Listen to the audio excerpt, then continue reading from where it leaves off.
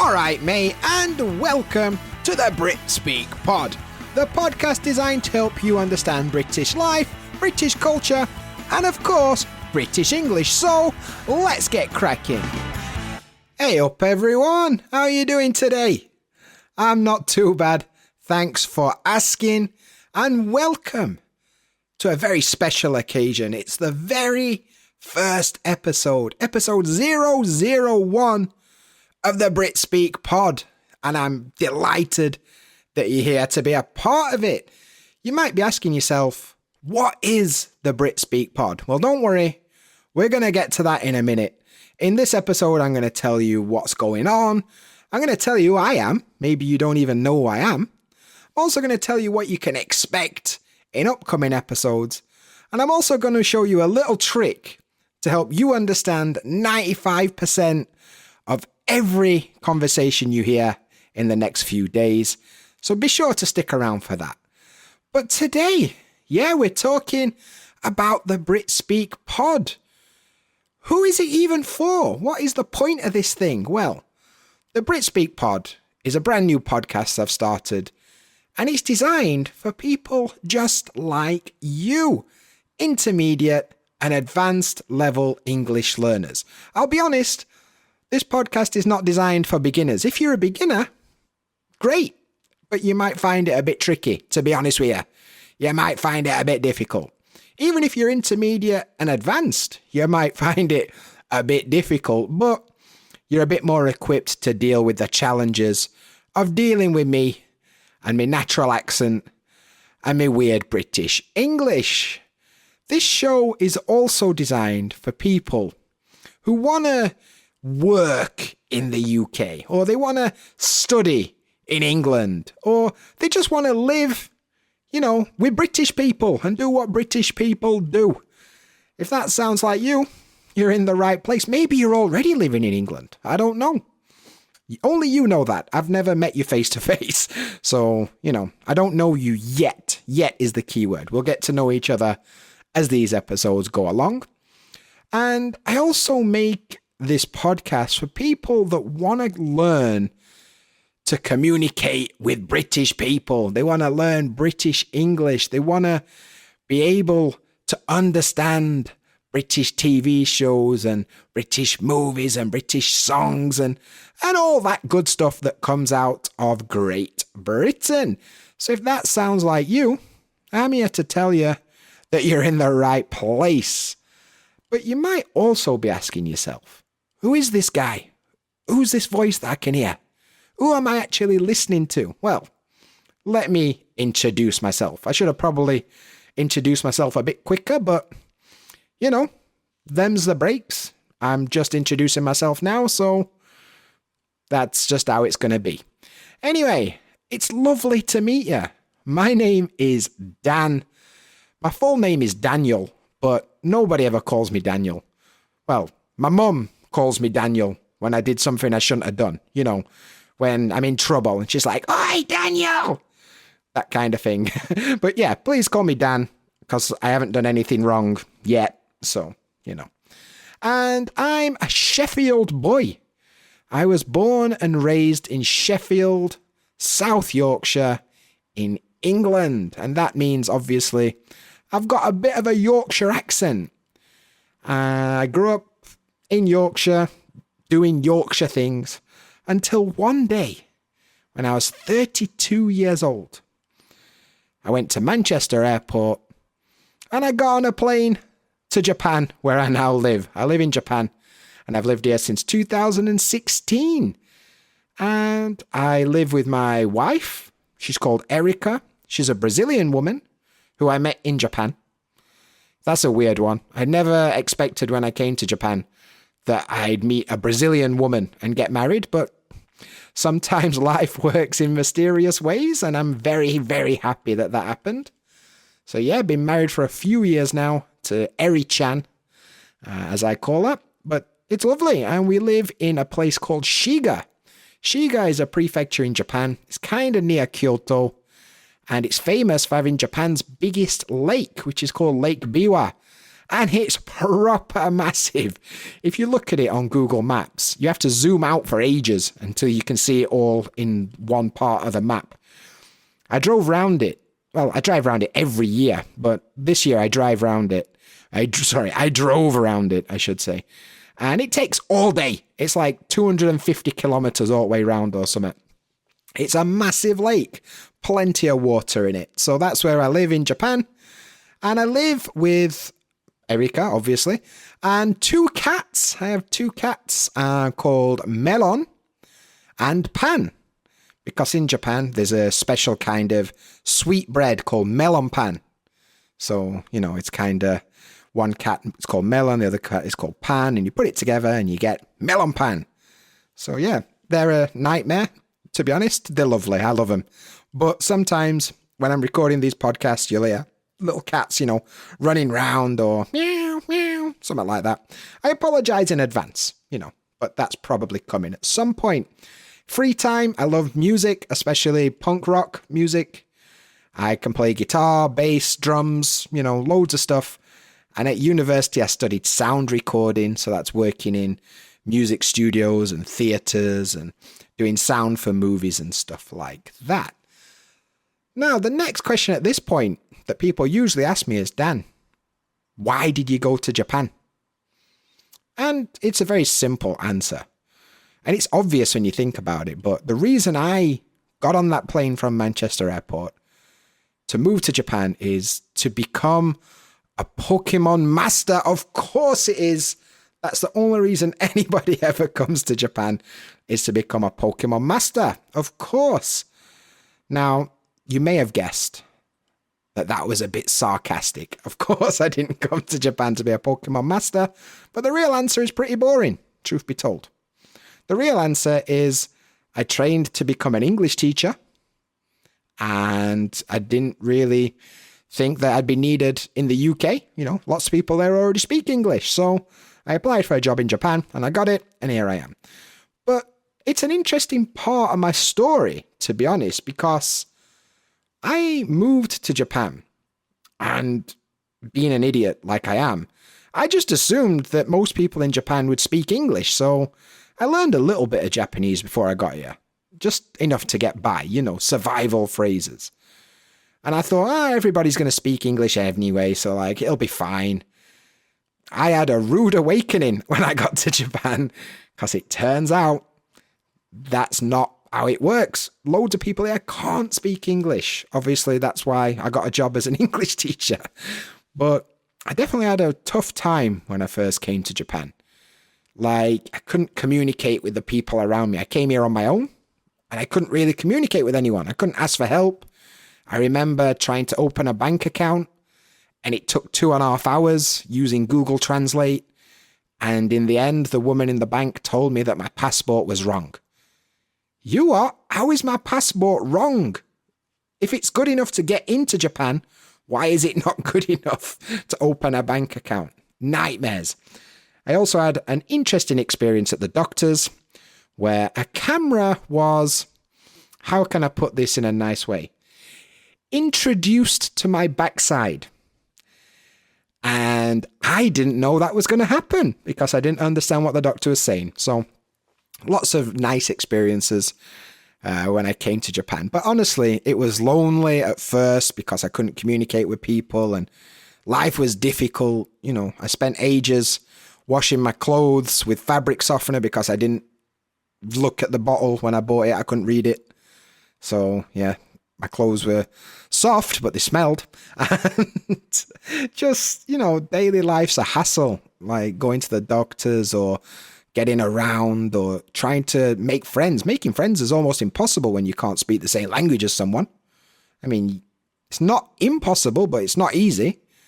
And I missed out on a lot of stuff. Like my career kind of suffered because of my lack of Japanese, and making friends and my social life suffered because of my lack of Japanese. And I missed out on loads of opportunities to do cool stuff because my Japanese ability wasn't very good until that fateful day in the doctors when suddenly I had a camera inside me and I thought, okay, now is the time. We're going to take Japanese seriously. So I did what anybody does. I bought some textbooks. I downloaded some apps. And I started learning Japanese 7 years later. Here I am. I can function in almost all daily life situations. I've been to the dentist this morning as I'm recording this, and that was fine, doing it all in Japanese, you know. So my world has opened. I can communicate with people. I've made friends. I've done some amazing things just because I can speak Japanese. And we'll talk about all of this kind of stuff in upcoming episodes, but that's kind of my origin story, you know? Like all superheroes have an origin story. This is my origin story. I know how bad it is to go to a country when you can't talk to people around you. I know what it feels like. It's like that invisible wall between you and everyone you meet because you can't communicate with them properly. I know how hard it is to work with people that don't speak the same language as you. And I've managed to overcome most of them things, but it weren't easy. And I made a lot of mistakes along the way. And that's why I started BritSpeak, to be honest. I've been teaching English in Japan for 7 years, but now I focus much more on people that are on the same journey as me, but in English. You know, they want to live in the UK. They want to talk to British people. They want to use English to make their life better. That's the kind of person that I want to talk to. I want to help you do that and help you avoid all the mistakes that I made. So that's a brief introduction to me and my story to get here. But that's enough about me. Let's talk about what's in it for you in these upcoming episodes. What can you expect from the BritSpeak pod? Well, I've got loads of good stuff planned. I've got episodes coming up about British English, of course. That's one of the main reasons you're listening to this thing. We're going to be talking about all the good stuff, you know, idioms, phrasal verbs, slang, all that good stuff. We're also going to be talking about accents and dialects because, of course, there's not just one British English accent, is there? You know, not all of us speak like the Queen does. Well, Queen used to. You know, I don't sound like people from London, for example. There's loads of different accents, loads of different dialects. And if you're going to live in the UK, you better get ready for a rude awakening. Because if you rock up in Sheffield or Manchester or Newcastle or Liverpool or wherever it is that you end up, they're not going to speak like you learned in your textbooks. So I'm going to be here to kind of help you on that side of things as well. We're also going to be looking at British culture and British events. You know, things like holidays and festivals and a little bit of an insight into how British people think about certain topics. Could be quite interesting because as Brits, we're a weird bunch and we do some weird things. So if you're not really sure, it's going to be a good thing to tune into those episodes. I'm also going to be giving you some tips about British life, how to survive in the UK on a day-to-day basis, how to do all the stuff that you need to do, and how to actually not want to just run into sea and stay there. You know, how to actually enjoy your life in England. Another thing we're going to be doing is I'm going to be bringing you tips about language learning in general, you know, techniques, mindsets, study hacks, whatever you want to call it. I'm going to be giving you some tips and tricks that I learned when I was learning Japanese that can translate into learning English. Because I made loads of mistakes. I've downloaded all the crap apps. You know, I've done everything the wrong way, and I'm here to tell you what works and what doesn't work. So be sure to check those episodes out as well. And it's not going to be just me. It's not just my crazy little voice that you're going to hear every week. I'm also going to have interviews with other people from time to time. Other teachers, other maybe British teachers, American teachers, Australian teachers, other English teachers in general. We're also going to be having some episodes where I interview other English learners, people just like you that are overcoming the same problems you're facing. And maybe they're already living in the UK and they know what it's like to live in England. So we're going to interview some people about that kind of stuff too. And also community members, anybody who is part of the BritSpeak community. If you've got a good story to tell, let's get you on the podcast and let's have a bit of a chat. And I'm also thinking, I haven't written this down. I've made some notes before I started recording, but I just thought about this. Maybe we could do like a monthly episode where it's like Ask BritSpeak. And I answer questions from you guys, the listeners, maybe once a month. If it sounds good, let me know and I'll try and work out how to do that. Shouldn't be too hard. It should be pretty straightforward. I think it could be a proper good laugh, that. You ask me some questions and I answer it and everybody's happy. Bob's your uncle. Everyone's a winner, as we say. But that's what I've got planned for the upcoming podcast season. That's what's coming up in some episodes. I don't really know how I would say that, but, that's what's coming up. And if it sounds good to you, you know what to do. You know to subscribe or keep checking back for latest episodes, because it's going to be absolutely lovely.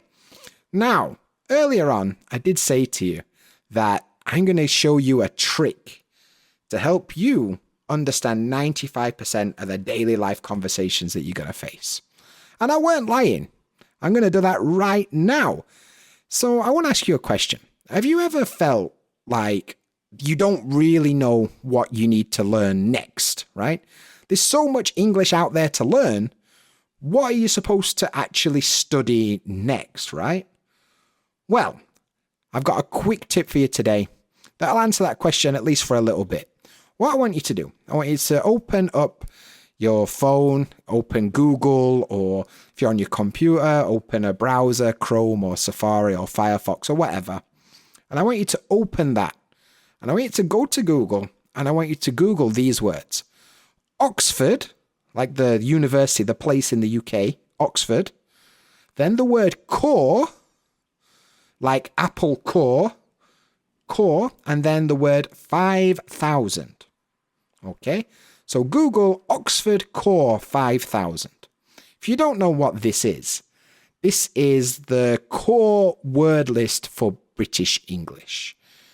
Every language has got an amount of words is considered the core of the language. It's the 5,000 most used words in English, right? And what I want you to do, I want you to go through this list, and there's going to be so many words that you already know. I mean, this list contains words like the and at. You know what those words mean, right? They're the basics. But there's going to be some words on this list that you do not know. And I want you to write them down. I want you to make a list. You can make a list on your phone using your notes app, or you can get a pen and paper if you're old school and write them down. Okay? Next, what I want you to do, every single day, I want you to take 10 minutes out of your day and learn 10 new words on that list. Even the website, the Oxford Core 5,000 word list website, has the definitions, it has the pronunciations. So learn 10 new words from that list every day until you've learned them all. After you've learned those 5,000 words, most of which you'll already know, but once you've topped it up to 5,000, you will be able to understand 95% of all daily conversations in English. 5,000 words doesn't seem like it's impossible, does it? It's pretty easy to learn 5,000 words, and that's 95% of everything. So if I were you, that's what I would do next. I did the same thing in Japanese. In Japanese, it's about 6,000 words, and it took ages, but yeah, it's got to be done. And I promise you, it'll make so much difference to your English and understanding the people around you that it'll be worth the effort, mate. It'll definitely be worth the effort. So thank you so much for paying attention to this first episode today. I want to invite you all to subscribe to this podcast. It's very easy. Open up your browser again. Go to britspeak.co/BritSpeakPod. That's britspeak.co/BritSpeakPod. BritSpeakPod is all one word. All the information you need to subscribe to the podcast is there. And don't forget to put your email address in there so you never, ever miss an episode. Right now, there's already 2 other episodes live that you can listen to immediately. The first episode is about why there's no such thing as a British accent.